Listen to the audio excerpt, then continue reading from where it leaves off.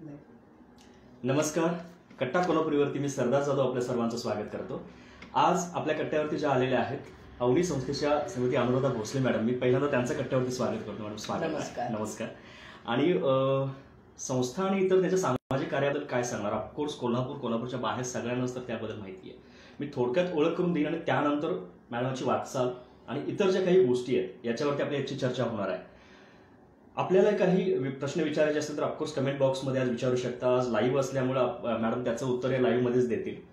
मी पुन्हा एकदा मॅडम तुमचं कट्ट्यावरती स्वागत करतो. आणि आजच्या मुलाखतीकडे वळण्याआधी मी थोडक्यात तुमच्याबद्दल सांगेन की 25 वर्षापासून तुम्ही सामाजिक कार्यामध्ये आहात. आज ज्यावेळी मी बायोडाटा आणि इतर माहिती काढत होतो त्यावेळी इतकी माहिती मिळाली की आता म्हटलं याच्यात थोडक्यात सॉर्ट आउट करून मी थोडक्यात सांगेन. अवनी ही संस्था 2005 पासून आपण सांभाळताय आणि इतकं मोठं काम अवनीचं आहे ते आपण पाहतोय. कमवा शिकवा उपक्रम असेल किंवा 18 वर्षावरील युवक युवतींचा पुनर्वसन प्रकल्प जो कोल्हापूर आणि कोल्हापूरच्या बाहेर फार मोठं काम करत आहे. वीटभट्टी किंवा साखर शाळावरच्या मुलांसाठीचं काम आहे. डे केअर ज्याच्यातून तुम्ही वेगवेगळ्या काम चालू आहे. अभ्यासिका तीही चालवलेली आहे, चालवत आहे. फिरती लायब्ररी जो उपक्रम आहे तोही आहे. स्वाभिमानी बालहक्क अभियान म्हणून जे आहे तेही फार चांगल्या प्रकारे चालवले गेलेलं आहे. आणि बाल कामगार मुक्त प्रकल्प तोही आहे.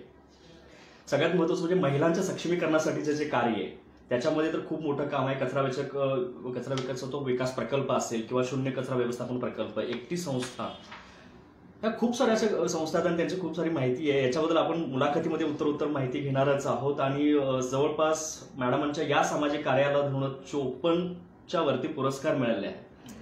सर्वात महत्वाचा पुरस्कारांचा मी उल्लेख करेन की पुरस्कार छत्रपती शाहू पुरस्कार, महाराष्ट्र राज्याचा शासनाचा अहिल्याबाई होळकर पुरस्कार, हिरकणी पुरस्कार तर आहे. आणि आंतरराष्ट्रीय जो पुरस्कार आहे तो आंतरराष्ट्रीय वुमन हॅव विंग्स हाही पुरस्कार तुम्हाला आहे. आणि खूप वेगळं खूप मोठं काम आहे.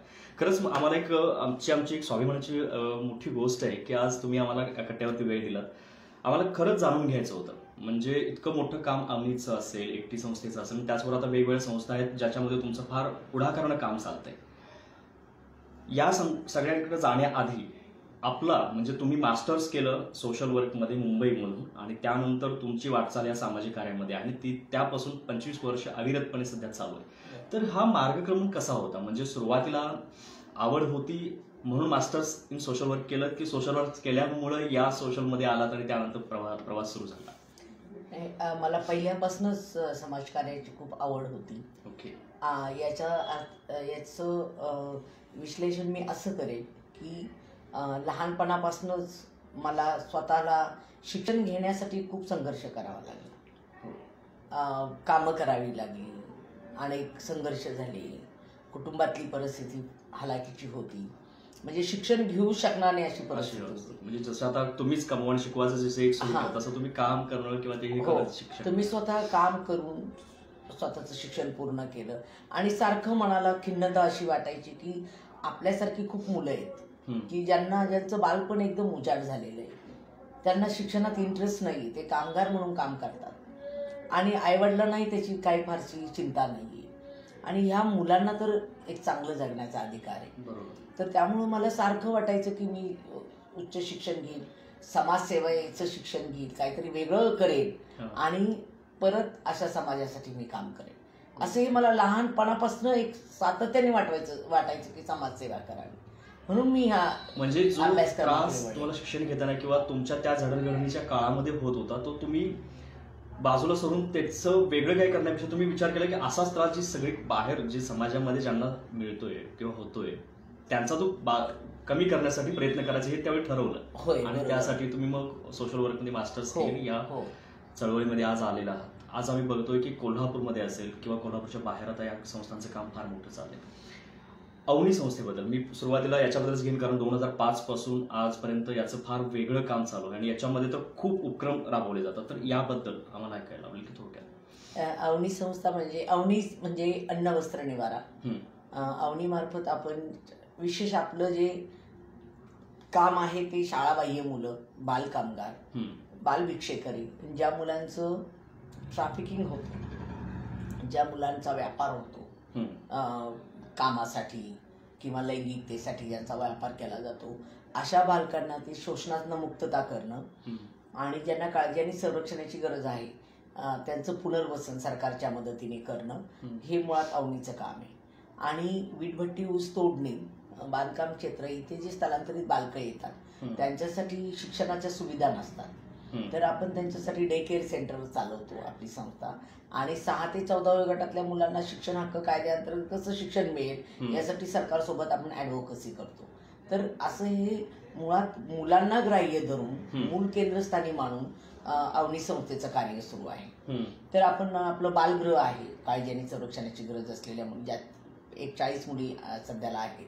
त्यानंतर लिंगभाव समानतेवर आपली संस्था काम करते की मुलांसोबत बऱ्याच वेळा किशोरवयीन मुलांना आणि मुलींना वेळेत संवेदनशीलता न मिळाल्यामुळे खूप मोठ्या चुका होतात. तर त्यासाठी आपण लिंगभाव समानतेचा उपक्रम 800 मुलांसोबत दर बॅचेसला म्हणजे दर 16 आठवड्याला आपण राबवतोय. तर तो एक आपला उपक्रम आहे. आपण मोबाईल लायब्ररी चालवतो कचरा वेचक मुलांसाठी, डे केअर सेंटर चालवतो. तर अशा अनेक उपक्रम आपण मुलांना ग्राह्य धरून आणि कुठलं मूल शाळा बाहेर राहू नये, काम त्याला करावं लागू नये किंवा त्याचे जे राज्यघटनेने दिलेले जे अधिकार आहे त्याचं उल्लंघन होऊ नये, त्या मुलाचं बालपण वाचावं यासाठी अवनी संस्थेचा प्रयत्न असतो. आता मी याच्यातले काही प्रश्न म्हणजे आता खूप मोठ्या माहिती काढल्याच्यातले प्रश्न घेण्याआधी मला आता आपसूक असा एक प्रश्न सुचला.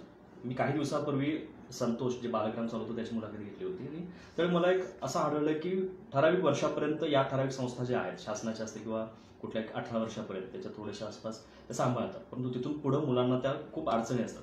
त्याच्यासाठी तुम्ही पुढाकार घेतला. आता काही मुलींचं तिथून पुढचं शिक्षण किंवा इतर गोष्टींसाठी म्हणजे ज्या अब्रॉडला शिकतात त्यासाठी तुम्ही पुढाकार घेतला, तर ही गोष्ट काय नेमकी होती?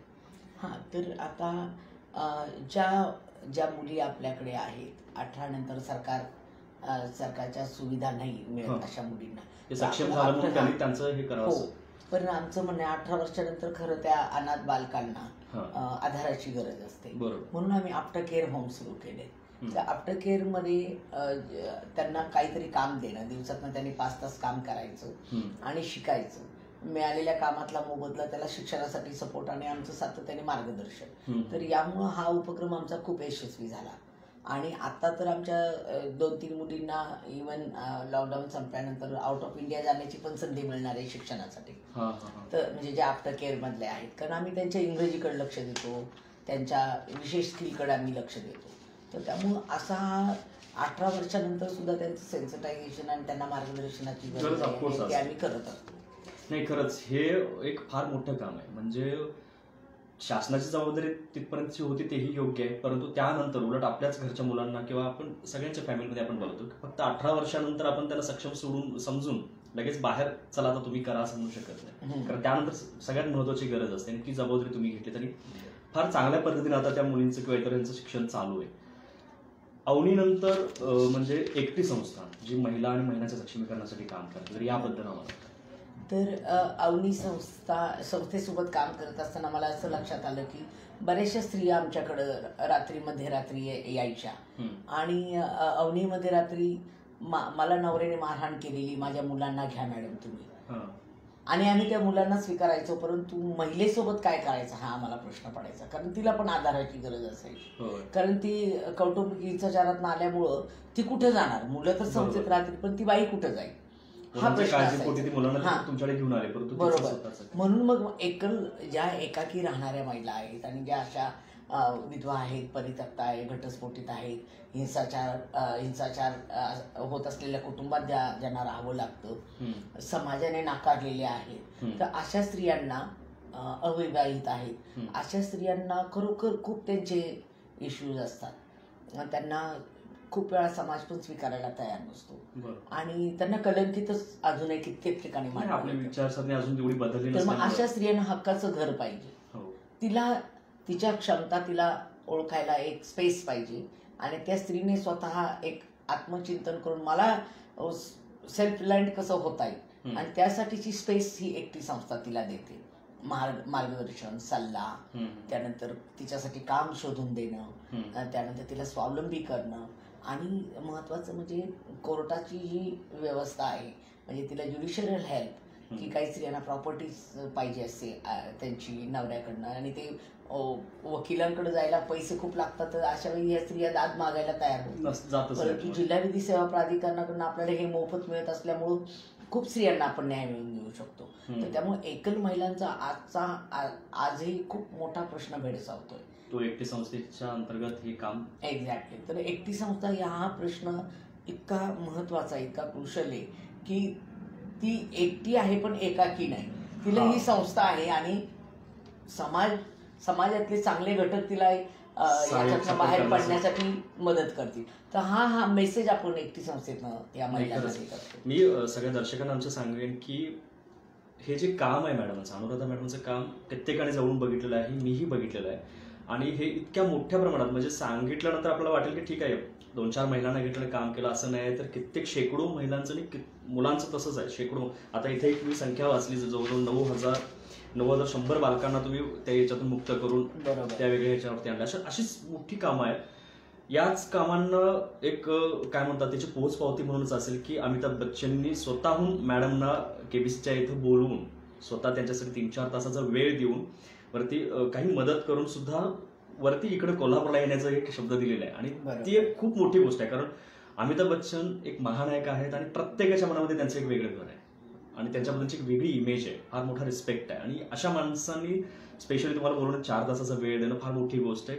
मुलाखतीमधलं एक थोडंसं डायव्हर्ट करून खरंच त्या आठवणीबद्दल आम्हाला सगळ्यांनाच ऐकायला आवडेल. मला तर खूप एक तर मी विश्वासच ठेवत नव्हते की मला अशा प्रकारे सोनी चॅनलने बोलवलेलं आहे म्हणून.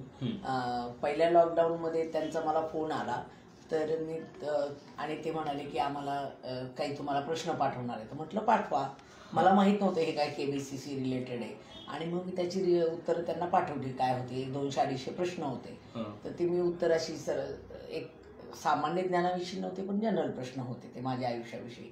आणि मग नंतर त्यांनी 2-3 महिन्यानंतर मला कळवलं की तुम्हाला आम्ही सिलेक्ट केलेलं आहे KBCमध्ये. तर म्हटलं ठीक आहे.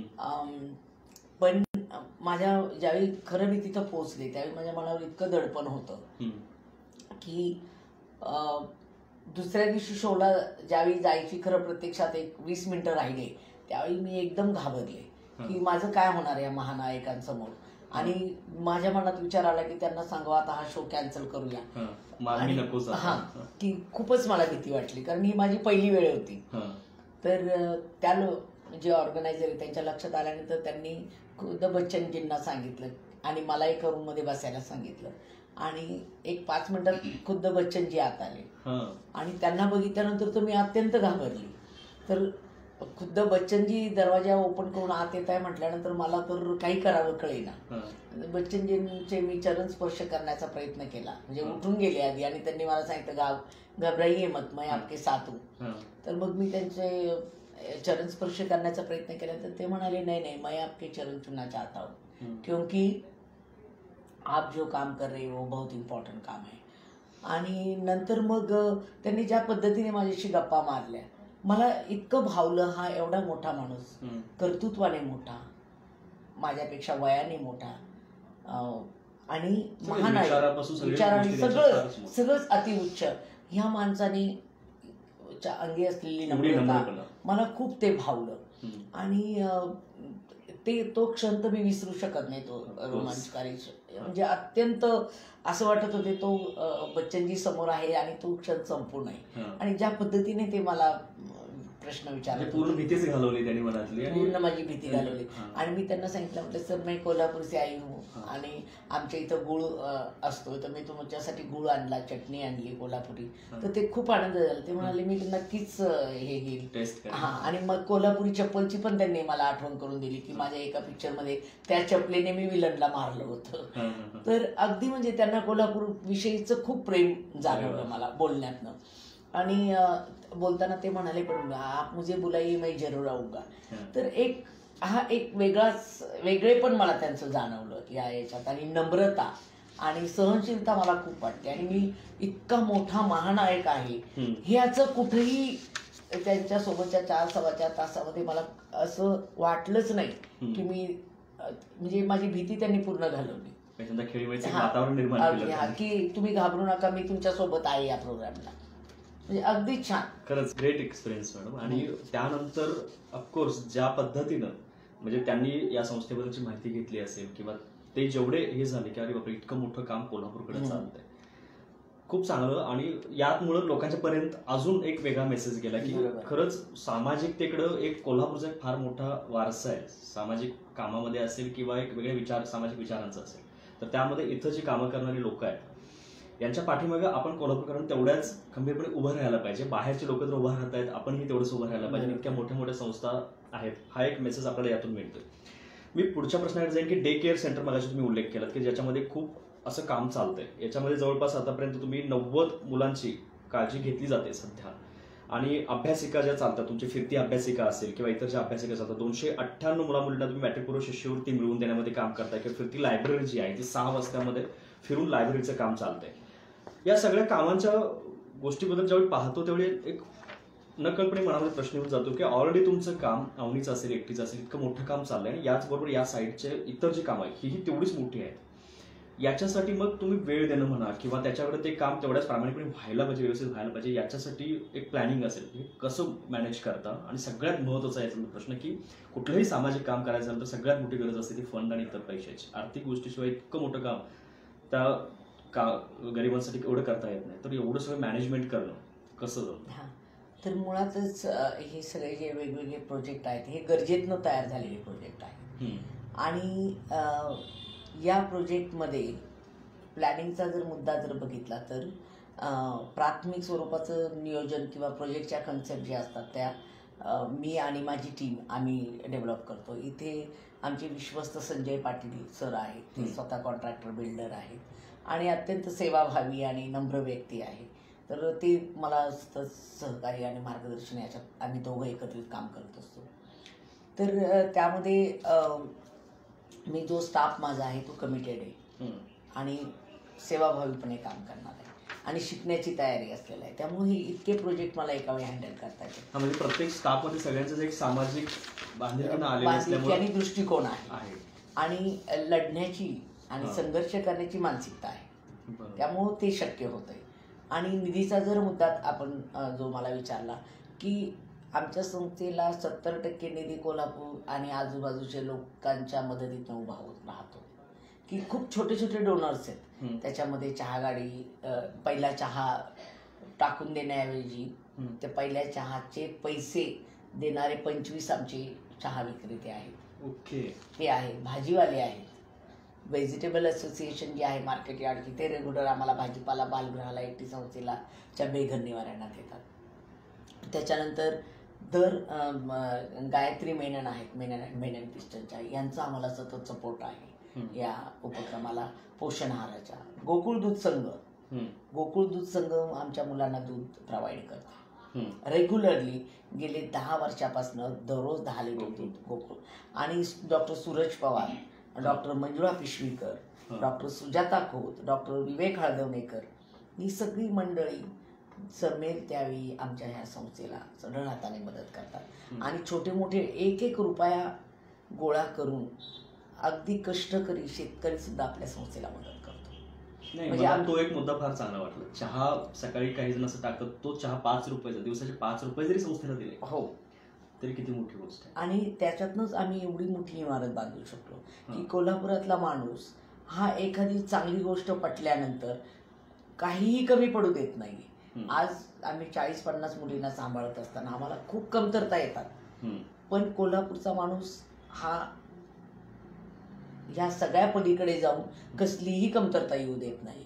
जे पाहिजे तो कुणालाही तुम्ही मागितलं तर तो उधारी उसनवार करून तो हे तिथं पोहोचवतो. म्हणजे ह्या मुळात हे काम करणं शक्य हे कोल्हापूरच्या माणसाला. कारण प्रत्येक कोल्हापूरकर असा एकही माणूस मला आतापर्यंत भेटला नाही की त्यांना वाटलं नाही की आपण कनेक्ट समाजासाठी काहीतरी करावं. आणि सातत्यपूर्वक कोल्हापूरकरांचं हा मला अनुभव राहिलेला आहे. म्हणून तर इतकं काम आम्ही करू शकतो. आणि परदेशी मदत आम्हाला थोडीफार हे NRI जे आहेत, नॉन रेसिडेन्शियल इंडियन, हे त्यांच्या पॉकेट मनीमधनं आम्हाला पैसे देत असतात. तिथले पण कॉलेज स्टुडंट त्यांच्या एका वेळा स्नॅक्स असे काही विद्यार्थी आहेत वेगवेगळ्या शाळेतनं, ज्या माझ्या मैत्रिणींची मुलं, की एका वेळेचा स्नॅक्सच्यात पैसे खर्च किती होतो, $5. तर त्या $5 असे 50 मुलांनी केले तर किती होतात, आपल्या इंडियन रुपीमध्ये आरामात ते 30-40 हजार रुपये होऊन जातात. तर आमचा एखादा प्रोजेक्ट त्यामध्ये निघतो एखादी. तर असं एका टायमाचं स्नॅक्सचं सगळेजण मिळून पाठ होतं. हा, तर मग थेंबे थेंबे तळे साचे. तर हे काम हे समाजाचं काम आहे आणि समाज हा अत्यंत नाही, जरी तुम्ही आता हे सांगितलं ना तरी ते मॅनेज करणं किती अवघड गोष्ट आहे. कारण एवढ्या छोट्या छोट्या सोर्सेस कडून ते त्यांना कंटिन्युअसली ठेवणं आणि आपल्या कामात ऑफकोर्स ती लोक का चिकटून राहतात, कारण आपलं काम तेवढं प्रामाणिकपणे इतर जी गोष्टी त्यांना दिसतात, ज्या रिफ्लेक्ट होतात, त्यामुळे ते अजून चिकटून राहतात किंवा आणखी लोक येतात. आणि हे एवढं सगळं करणं आणि ते मॅनेज करणं एवढ्या छोट्या सोर्सेस पासून, ते फार मोठं काम आहे जे तुम्ही करताय. आणि हेच तर एक वेगळी गोष्ट आहे. यामुळेच अशा संस्था उभ्या राहतात. म्हणजे 4 लोक पुढे आले तर 4 लोक डोनर घेऊन मोठी एखादी संस्था करणं कायमस्वरूपी चालण्याचे फार कमी शक्यता असतात. परंतु हे छोटी छोटी लोक जी स्वतःही फार कष्टामध्ये आहेत, त्यांना कष्टाची जाणीव आहे, त्रासाची जाणीव आहे, दुःखांची वेदनाची जाणीव आहे, तीच अशा लोकांच्या वेदना कमी करणाऱ्या ज्या संस्था आहेत त्यांना सपोर्ट करतात. तर या ठराविक अशा छोट्या छोट्या सोर्सेसमुळे फार मोठं काम होतं. हे फार वेगळं उदाहरण ऐकलं. सध्या कोल्हापूरमध्ये आपलं जे वेगवेगळी कामं चालू आहेत, आता जसं मगाशी तुम्ही सांगितलं की बेघर पुरुषांचं असेल, महिलांचं असेल, त्याच्यासाठीचं काम चालू आहे. तसंच कचरा व्यवस्थापनाचं एक काम चालू आहे फार मोठं. म्हणजे मी राजारामपुरी आणि इतर एरियामध्ये बघतोय. तर हे नेमकं काय चालू आहे, हे प्रोजेक्ट काय आहे? तर शून्य कचरा व्यवस्थापन प्रकल्पाचं. शून्य कचरा व्यवस्थापन आमचं असं म्हणणं आहे की आम्ही कचरा ही संपत्ती आहे. कुठलाही ओला कचरा तुम्ही 12 तासाच्या आत तो त्याचं निर्गतीकरण वैज्ञानिक पद्धतीने केलं तर ती संपत्ती आहे. आणि आपण या संपत्तीकडे नीट नजरेनं न बघितलं कंपोस्ट करता येईल असं म्हणतात. एक्झॅक्टली. तर आम्ही आता सध्याला 3000 आपले चंद्रकांत दादा पालकमंत्री होते त्यावेळी चंद्रकांत दादांनी हा उपक्रम आम्हाला सुरू करायला आर्थिक सहाय्य केलं की त्यांनी ऑर्गॅनिक वेस्ट कन्व्हर्टर मशीन आम्हाला दिली, महानगरपालिकेने जागा दिली. आपण 3000 घरातला ओला कचरा सध्याला ग्राइंड करतो, बारीक करतो त्या मशीनद्वारे आणि खत तयार करून त्याची विक्री करतो. ते पैसे कचरा वेचकांना जातात. आणि आमचं एक असं म्हणणं आहे की प्लास्टिक बिलो 50 मायक्रॉनच्या प्लास्टिकवर बंदी आहे, परंतु जे जाड प्लास्टिक आहे ते लोक वापरत आहेत आणि ते वापरतच राहणार आहे. आमचं म्हणणं आहे प्लास्टिकचं पूर्ण निर्मूलन व्हावं, पण तोपर्यंत क्रिएट होते त्याचं काय, तर ते प्लास्टिक कोरड्या पद्धतीने जमा करून त्याचं श्रेडिंग करून बारीक करून रस्त्याच्या कामासाठी आम्ही तयार करतोय. सध्याला 80 संस्थेने बनवलेल्या प्लास्टिकमधनं एक रस्ता पण झालेला आहे. ओके. शेडिंग केलेल्या प्लास्टिकमधनं. तर आमचं म्हणणं आहे की पर्यावरणाला उपयुक्त होईल असं जर कचऱ्याचं आपण व्यवस्थापन केलं तर कचरा ही खरोखर संपत्ती आहे. आणि प्रत्येक जे आपण कचरा म्हणून तयार करतो ते प्रत्येक रिसायकल होऊ शकतंय, प्रत्येक त्याची पुनरुत्पादन होऊ शकते. तर त्याला वैज्ञानिक दृष्टिकोन पाहिजे आणि लोकांची जी मानसिकता आहे ती बदलली पाहिजे की मी जर कचरा व्यवस्थित मॅनेज केला नाही, वर्गीकरण केलं नाही, ओला सुका, सुक्यामध्ये पण 24-25 प्रकारचे वर्गीकरण आहे, ते जर मी केलं नाही तर माझ्या आज ना उद्या पर्यावरणाला खूप मोठं नुकसान पोहोचवणार आहे. तर त्यामुळे हे वर्गीकरण महानगरपालिकेसोबत आम्ही काम करतो की आम्हाला तुम्ही सेग्रिगेशन झोन द्या, मोठमोठे युनिट देताय जुने, म्हणजे तुमच्या जुन्या इमारती जिथे आम्ही वेगवेगळ्या वॉर्डमधला सुका कचरा घेऊन त्याचं वर्गीकरण करू आणि त्याला वैज्ञानिक ॲप्लिकेशन देऊ. म्हणजे जेणेकरून कचऱ्याचं निर्गतीकरण हे वैज्ञानिक पद्धतीने होणं ही सगळ्यात महत्त्वाची गोष्ट आहे, ती केली जात नाही. आणि आपल्याकडे 8 एप्रिल 2016चा कायदा झालेला आहे, घनकचरा व्यवस्थापन कायदा. आणि त्या घनकचरा व्यवस्थापन कायद्यामध्ये स्पष्ट उल्लेख केलेला आहे की कचरा वेचकांना वर्गीकरणाच्या कामात ज्या त्या शहराने सहभागी करून घेऊन त्यांना ग्रीन बिझनेसचं ट्रेनिंग द्यायचं आहे आणि त्या ट्रेनिंगद्वारे त्यांना वर्गीकरणाच्या वैज्ञानिक पद्धती सांगून डम्पिंग ग्राउंड फ्री सिटी करायच्या आहेत. आणि सुप्रीम कोर्टाचा पण निर्णय आहे डम्पिंग ग्राउंड फ्री सिटी आणि विकेंद्रीकरण प्रत्येक डिसेंट्रलायझेशन ऑफ वेस्ट. एका ठिकाणी जो होतो तर डम्पिंग ग्राउंड नको. तर खरं तर कचरा ही प्रत्येक व्यक्तीची जबाबदारी आहे. बरोबर. जो प्रोड्युसर आहे त्यांनी त्याची जबाबदारी घेतली पाहिजे. परंतु आज आपण काय करतोय, कचरा करतो, महापालिकेची जबाबदारी आहे म्हणून देतो, पण एका ठिकाणी साठला जातो.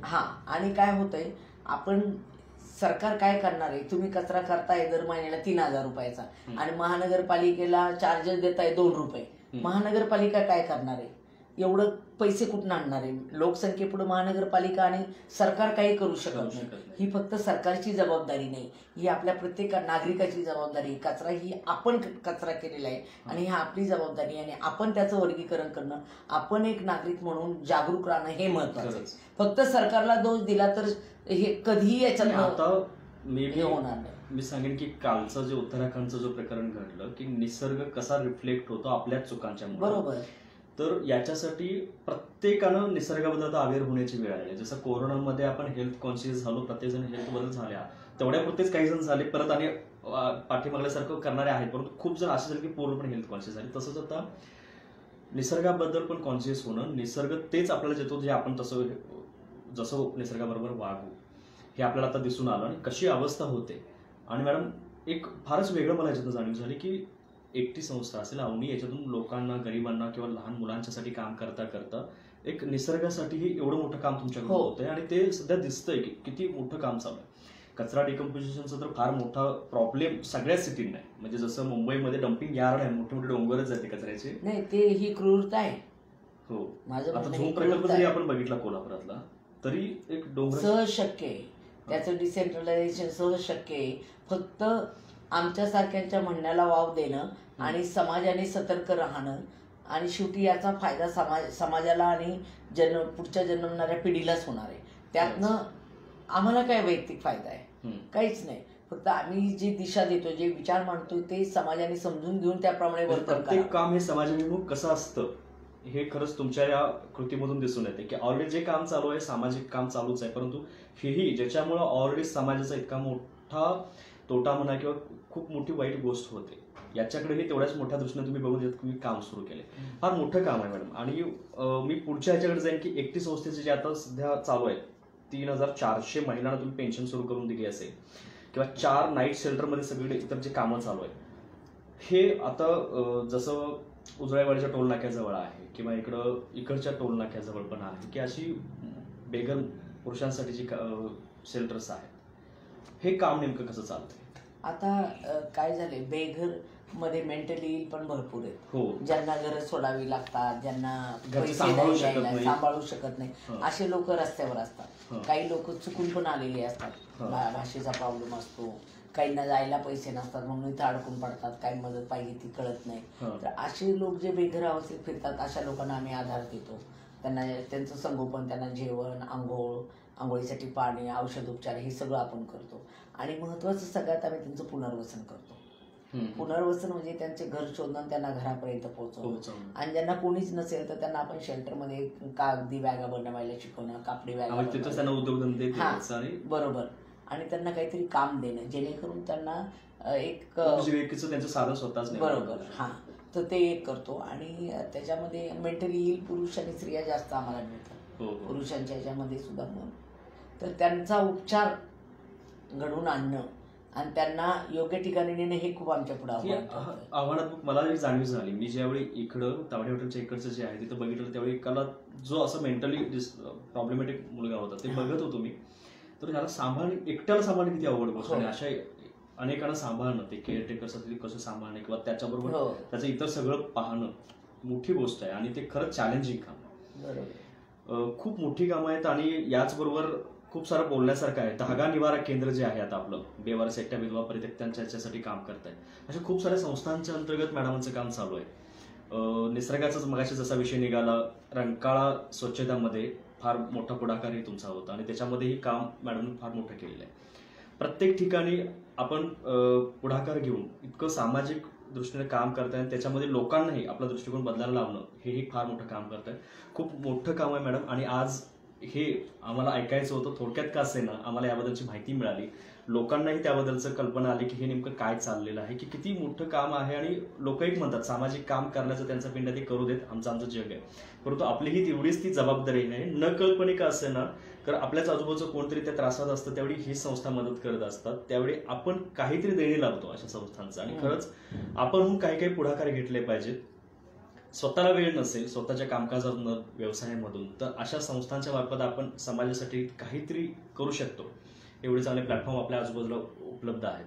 तर त्यासाठी मी सर्वांना आव्हान करेन की खरंच एकटी संस्था नावानी संस्थेचं काम तर एकदा बघा तुम्ही. मॅडमांना भेट देऊन खरंच एक वेगळं काम आहे आणि कुणीही भावेल की इतकं मोठं काम चालू असताना आपण का त्याच्यामध्ये सहभागी होऊ नये.